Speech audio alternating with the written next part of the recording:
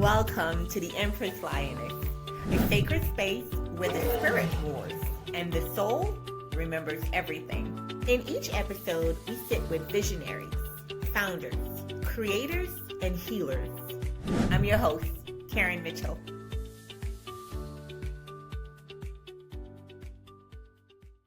There comes a moment when thinking your way through life no longer works. When affirmations don't land, when insight doesn't soften the tightness, when understanding still leaves the body holding its breath. Many women have done the work, the journaling, the praying, the processing. And yet something on the inside still feels heavy or unresolved. That's because not everything is healed through language. Some things are healed through safety, through sensation, through finally listening to the body instead of overriding it.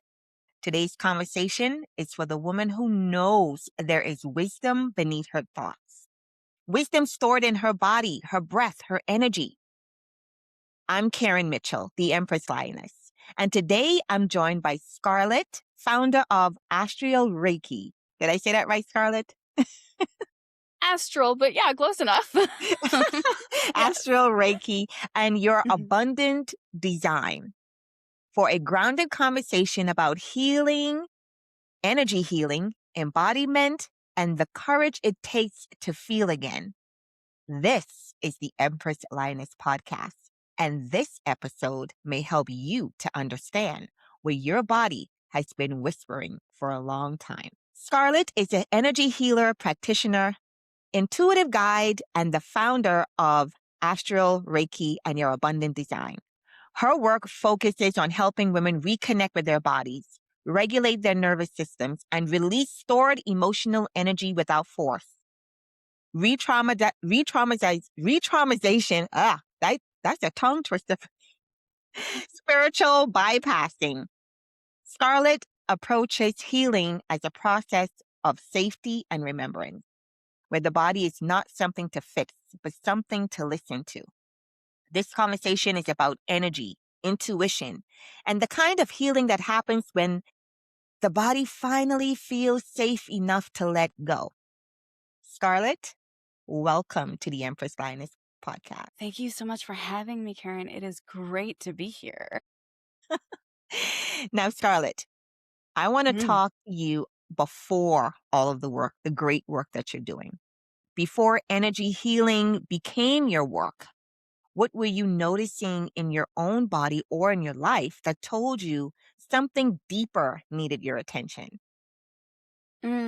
So I think like most kids, actually, I was definitely psychic as a child. It scared my mother half to death, but just like most children, I worked on shutting that down more and more the older that I got. Yeah. And after I moved out of my parents' house, it was when I really started experiencing pain. And I think it had always been there, but I wasn't really paying attention to it. And I continued to not really pay attention to it for several years, actually, until it finally reached this almost crescendo of just excruciating pain that was absolutely relentless. And so I finally saw a doctor because Okay. It was that's what you actually do. physical pain in your body? Yeah, like physical, Okay. inflammatory, like Yeah. real pain. Okay. Like don't bump into anything, you might have just broken a bone kind of pain. Um And so I saw a doctor who told me I was nuts. I saw another one who told me I was too fat. I saw another one who said I needed like 5 different specialists to figure out what was wrong with me. She at least tried. That was nice. But eventually, I saw a doctor who did something with blood. I don't remember what. And it was like a team of them. They all looked at me and one of them just said, "There's nothing we can do for you." So I know, like, in this moment of excruciating pain that had been going on for many years, to have a team of doctors look at you and just say, "You're out of luck, man." I know I should have felt this really intense anguish or I don't know, just regret and sadness and all of this, but I didn't feel any of that. I felt the most immense wave of relief wash over me. I was so happy. I was so glad. I just thought, "Oh my goodness, that's so great. I don't have to do this anymore." You people do not have the answers. This is over. I can stop. No more needles, no more people touching me. Like, it's just done. I can go do something else now. And I did a lot of research. I went home and did so much research on alternative healing modalities and found a massage therapist and an acupuncturist who helped. Like, they weren't great. It wasn't a problem solved, and but they did help. And I kept reading, and I kept reading, and I kept doing research, and I cannot tell you how many books I read. But I did finally find a book that talked about Reiki as like an addendum, almost, like an enhancement Yeah. to acupuncture, and I had never heard of it before. So, of course, my first thought was, "What on earth is Reiki? I must know everything." So the Googling began and went down this very long rabbit hole about Reiki and found a practitioner in my area who was amazing. And she is the one who actually told me that I needed to be doing this for myself. So, Wow.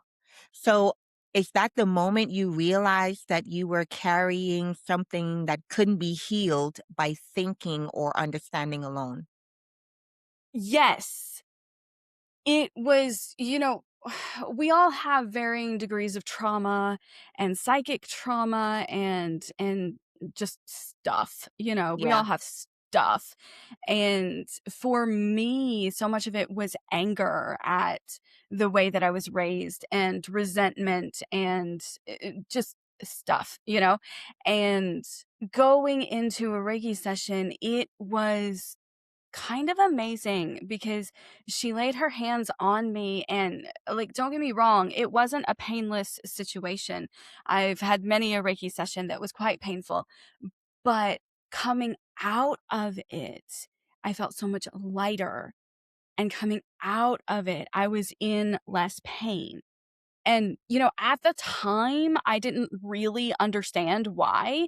I just knew that it was working, and it was the only thing that had ever actually done anything. So I kept going, and I kept feeling lighter, and I kept growing spiritually. I got a lot of my psychicness under control and figured out how to use that properly. I figured out how to protect myself. I figured out how to forgive Yeah. and how to Yeah. release. And yeah, my life has never been the same. It's such a huge change and transformation over and over again. That is So, so amazing, Scarlett, because many women say, I feel tense, I feel heavy, I feel stuck. I've never had anyone say they've been in pain the way you have, but mhm. I don't know, they don't know why they're feeling that way. What is something that you think from your personal experience with feeling the pain is usually happening beneath that sensation? Like, what did you find out what might have been happening? I think this is specifically true for me, but also true for a lot of other women. And Yeah. that is, I don't like being controlled. And I don't think any woman actually does. Yeah. Everything in our society is very focused on controlling us, especially Yes. right now. Yes. And even as a child, I was a little bit more impactful. on people than your average child. Just my energy made an impact on people, and they found that uncomfortable. And so they felt the need to control me more than they Wow. did other people, Yeah. and other children, even. So there was like all of this anger and all of this resentment in not being allowed the freedom of movement that I saw other kids get to have. Uh, and so for me, that was a big thing. And I think every woman has this. Every woman has this anger and resentment at someone, whether that's multiple people, systems, or a specific person, probably several specific people, about being controlled by them and being taught that you were supposed to submit to control. You were supposed to please. You were supposed to make other people happy. You were supposed to serve. And so we're all just doing this in the hopes that people will leave us alone, but they just keep demanding more. You're so right, Scarlett. So I know for women who are curious but skeptical, what is Mhm. energy healing actually doing in the body? Well, that depends on the energy healing. There are lots and lots of different types, and they all go about it in a different way. Okay. If you want to talk specifically about traditional Reiki, which is what I received the most of, I saw I saw this video on Instagram that actually did a really good job of explaining it one day. And that is, there is this cup full of dirt, okay? And this cup full of dirt is basically your body. Okay. All the chakra systems, all the things, okay? So we have this cup full of dirt, and then we fill this cup full of dirt with water. And we keep filling it with water over and over and over again until eventually, as the overflow happens, there's no dirt left, there's just water. Yeah. And that's really how traditional Reiki kind of works, is we're basically displacing your negative energy with positive energy until theoretically there's no more negative energy left. Is that where you were getting the pain from? Was from the negative energy from childhood and your past Yeah. experiences? Scarlett, that makes so much sense. And that's why I'm always telling people that in order for you to get over that and really live your life to the fullest, you have to go through a healing process. You have to address Mhm. those things from your past in order to move forward. Now, Absolutely. why is safety more important than effort when it comes to real healing? Okay. So when you're on a healing journey, you have to go into the depths. You have to really confront yourself. You have to confront the negative feelings that you have, the negative feelings that other people have placed on you that you accepted, whether you Yeah, like it or not, you did yeah. accept them. And all of this junk that either is yours or isn't, but either way, it's in your backpack of crap you're carrying around that you probably shouldn't be. And you have to sift through that. And some of it is dangerous. And that's the thing. It's hard. It's really, really hard to sift through all of that junk. And it's a lifelong process, honestly. And, like, you never really stop sifting through the junk. It's the backpack Ongoing gets process. lighter maybe, but, like, there's always something in it. And if you don't cultivate the safety that you need in order to do that effectively, then you're probably gonna shut down and make things worse. Because you Yeah, Go because you ahead. have to have the capacity to be able to sort through that stuff. And you have to be able to cultivate the safety within yourself to be able to do that effectively. So, cultivating safety is actually very, very important. It's a hugely important part of the process. So, So, can healing happen without having to retell it or re-experience that trauma? absolutely.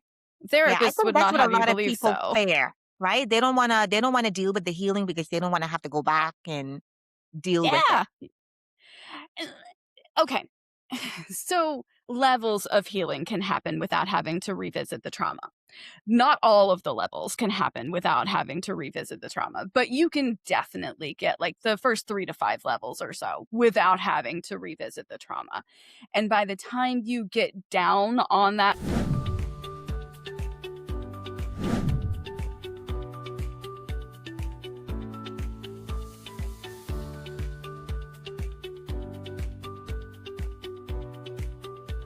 I'm your host, Karen Mitchell.